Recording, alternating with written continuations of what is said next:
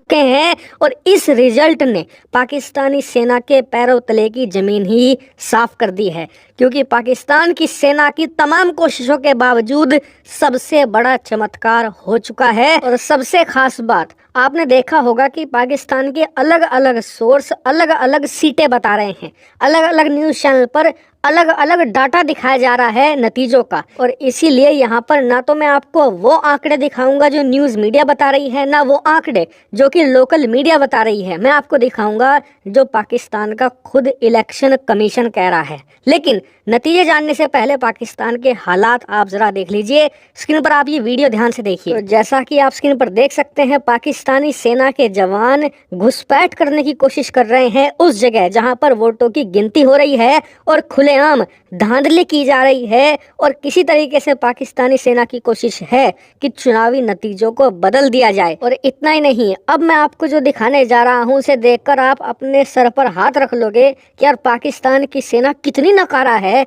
इन्हें वोटों में धांधली करना भी नहीं आता। दरअसल पाकिस्तान के पूर्व प्रधानमंत्री नवाज शरीफ को तो आप जानते ही होंगे।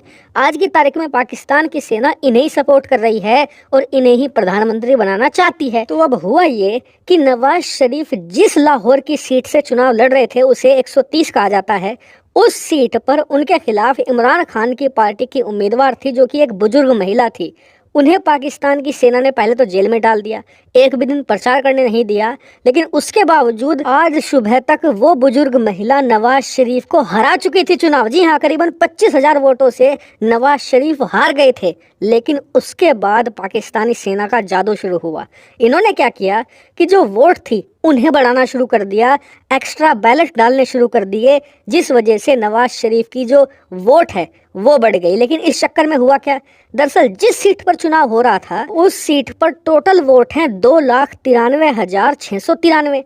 लेकिन जब नवाज शरीफ को विजेता घोषित किया गया तो लोगों ने टोटल वोट जोड़कर देखा तो सब हैरान रह गए।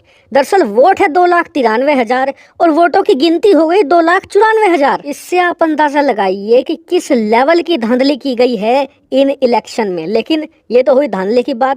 अब बात करते हैं रिजल्ट्स की। तो पाकिस्तान के इलेक्शन कमीशन के अनुसार अब तक 156 सीटों का अनाउंसमेंट हो चुका है। 109 सीटों की अभी काउंटिंग जारी है और बहुमत का आंकड़ा है करीबन 133 का।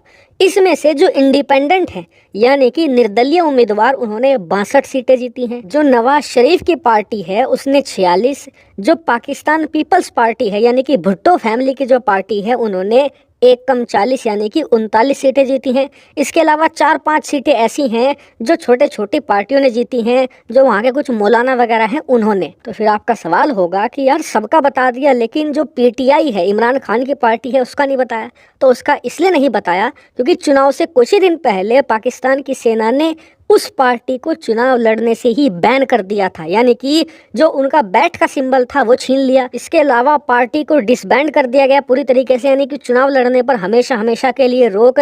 और जो उम्मीदवार थे उन्हें कह भी दिया गया कि आप निर्दलीय चुनाव लड़ सकते हैं, लेकिन तब भी आप पीटीआई का नाम, झंडा, निशान कुछ भी यूज नहीं कर पाएंगे।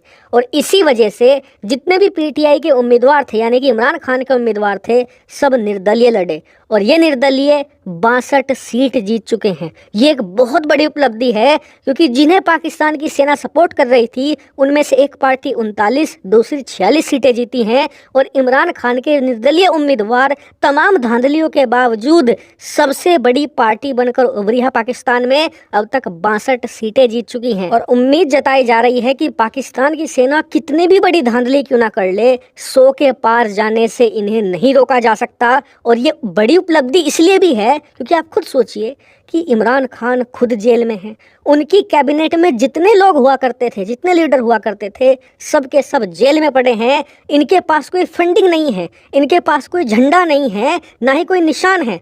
हर निर्दलीय उम्मीदवार को अलग निशान दिया गया है। इसके अलावा इनके उम्मीदवारों पर कड़ी रिस्ट्रिक्शन थी। ये ना तो पैसा इस्तेमाल कर सकते थे, ना ही सोशल मीडिया का इस्तेमाल कर सकते थे अपना निर्दलीय का निशान लोगों तक पहुंचाने में।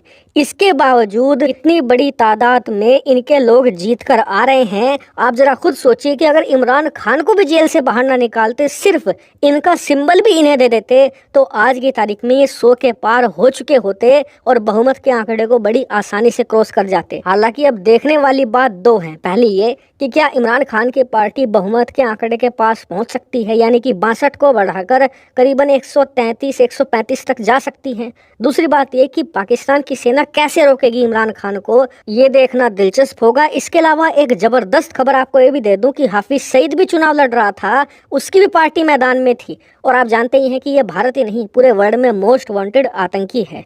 इसने बहुत ज्यादा कट्टरपंथी वाले बयान दिए, खूब रैलियां करी, और आप जानकर हैरान होंगे कि 0 सीट मिली है। और इतना ही नहीं, इसका जो खुद का बेटा चुनाव लड़ रहा था उसे 2000 वोट मिले हैं, लास्ट पायदान पर रहा है वो। हालांकि आपको बता दूं कि इस इलेक्शन एजेंट पर मेरी बहुत ही बारीक नजर है। इससे जैसे ही कोई बड़ी खबर निकल कर सामने आएगी वो तो मैं आपको बताऊंगा ही, साथ ही कल सुबह तक मामला साफ हो जाएगा कि कौन पाकिस्तान का अगला प्रधानमंत्री होगा। कल सुबह ही आपको इसकी अपडेटेड वीडियो भी मिल जाएगी। फिलहाल इस वीडियो में इतना ही। Thank you very much for watching.